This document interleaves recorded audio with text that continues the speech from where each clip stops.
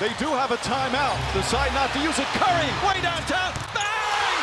Bang! Oh, what a shot from Curry! Okay, we're going to be talking about some fantasy basketball guards that you have to be avoiding in your fantasy basketball drafts this season. But of course, before we get into it, you have to go down there, drop that like, leave a comment letting us know how stupid we are, subscribe to the channel, and if you want access to our 2021 fantasy basketball draft guide put together by Garrett and Johnny with the Fantasy News and Brews, very simple. All you have to do is go deposit $10 on Underdog Fantasy through the link in the description, through the link in the comment section. Use promo code FLOCK, and when you make that $10 deposit, you can get into some fantasy basketball drafts that will 100% help you prepare for your main fantasy basketball draft this season. And at the same time, you get access to our 2021 fantasy basketball draft guide. All you have to do to confirm is send the email you signed up for Underdog Fantasy with over to Fantasy News and Brews on Twitter. You can also find that Twitter @ in the description of the video and right next to that link to join Underdog Fantasy and to support this channel.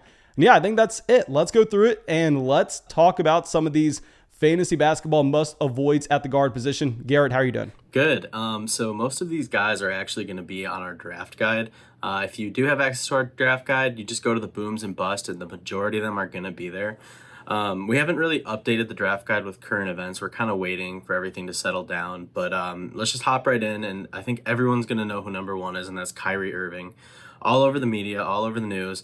The dude is very adamant that he will not get vaccinated for moral reasons. And at this point, it's just a question of, does he even want to be playing basketball? He seems to have this stance that, he needs to not be vaccinated for whatever reason. He gave a little explanation on an Instagram video. It wasn't great. Didn't make much sense. So I'm at the point assuming that he might not even play this season. With the New York mandate of you must be vaccinated. And the Nets seem pretty tired of his antics with not giving him an extension. So there's just a lot going on. And even if he does play at this point, he's going to be a part-time guy, it sounds like. I just don't want anything to do with this on my fantasy team.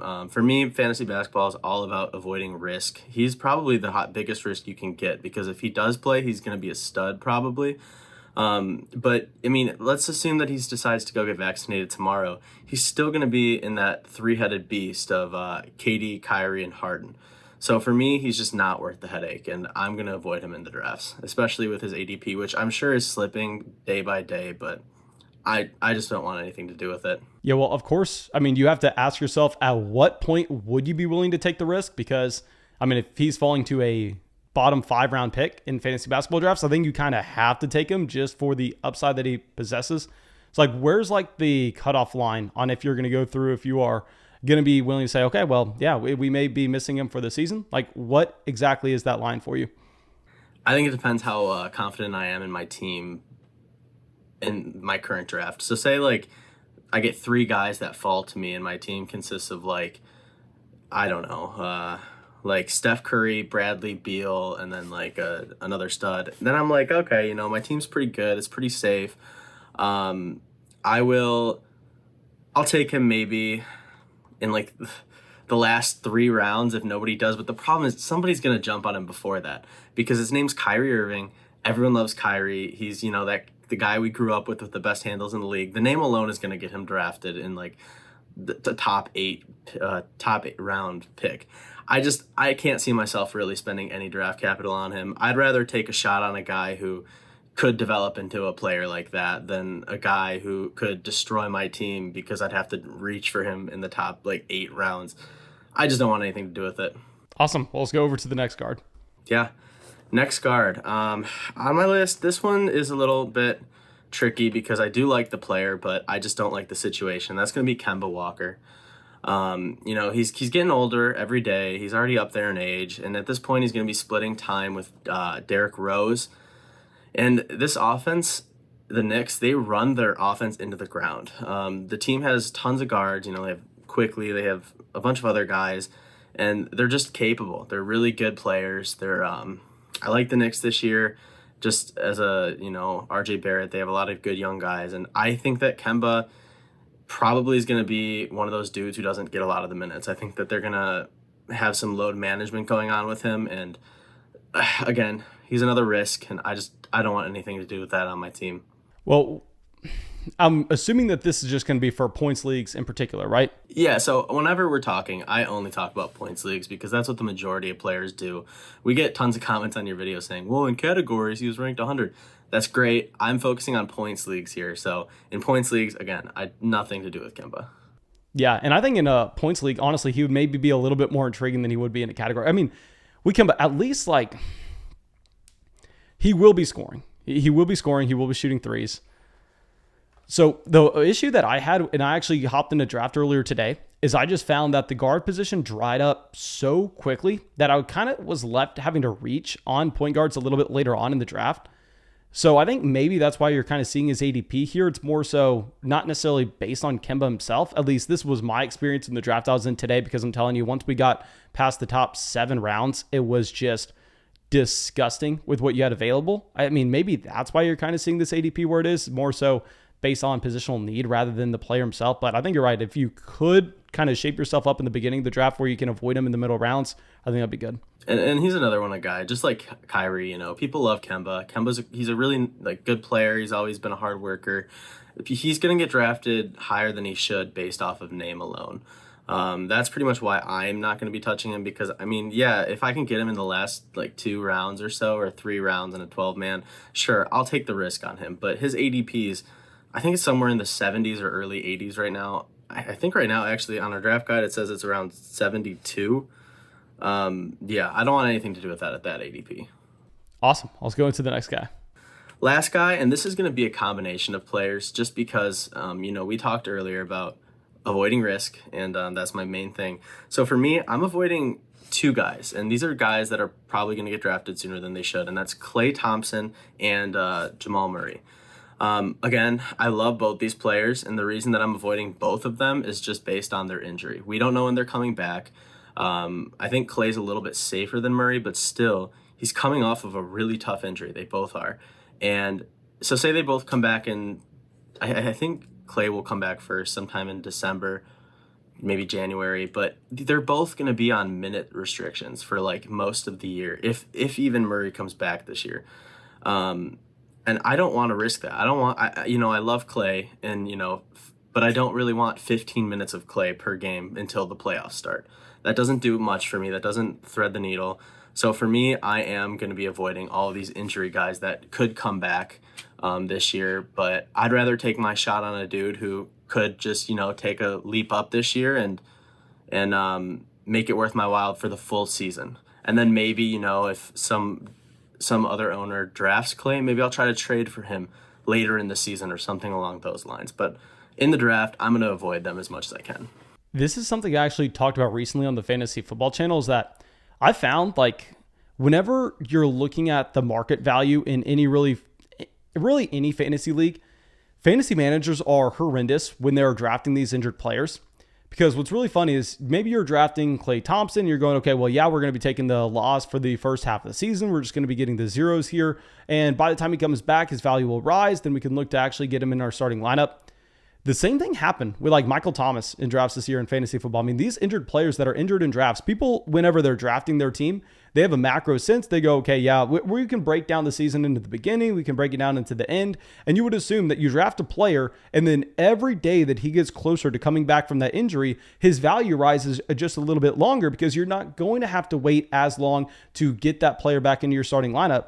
Whereas it's almost the exact opposite. It's almost as once we get to the beginning part of the season, those players that were drafted in a considerable range while they were injured in drafts, their value, because they're not on the court, even though you knew they were not going to be on the court to begin with, their value goes down more and more every single day. It's the craziest thing ever, where a lot of times these players will literally have either the same or less value right before they come back from their injury than they do 3 months away from when you drafted them. So I agree with you.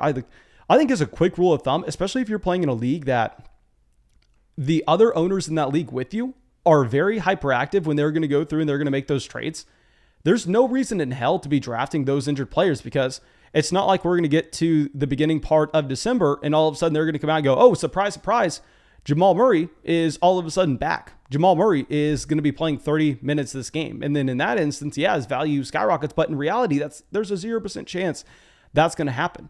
So even if you like the players, there's no real reason. Right now, I'm looking at Jamal Murray, and he has an ADP similar to what you actually have in like TJ McConnell. And I know that, I mean, when both players are healthy, of course you would significantly prefer Jamal Murray over TJ McConnell, but still at that instance, you could draft McConnell. And this is just an example of a player. Of course, go pick out whatever guard that you want in that range.